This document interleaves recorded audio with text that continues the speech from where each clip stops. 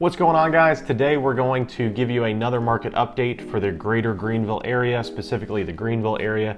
These numbers are presented to us by the Greater Greenville Association of Realtors. The reason we give this to you is so that you have insight into numbers that you can't necessarily Google, and it's going to give you the most up-to-date numbers about our location in reference to real estate. All right, so first up, we're talking about new listings on the market. We are up 3% this year as opposed to this time last year. We're actually down 0.6% in closings this year because, as you can see, we're headed into a shifting market. That happened about a month and a half ago. So that's why we have negative 0.6 closings at this point in the year. Next, we're talking about days on market. We're at 24 days on market on average, and for perspective, in 2020, we had an average of 57 days on market right now. Next, we're talking list price received. So this is talking about how much a seller is going to get off of their list price, or even more than their list price when they go on the market.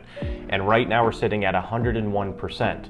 That's on average. So it is noted that when you break it down on price points, whether it's 250, 350, 750 million above, that's going to vary. When we're talking about 750,000 and above, we actually have 5.5 months of inventory, and even in the $1 million range, we have 7.9 months of inventory. So that is definitely trending towards a buyer's market. Now, when we're talking inventory of homes, we have 2.7 months of inventory right now as a whole on average.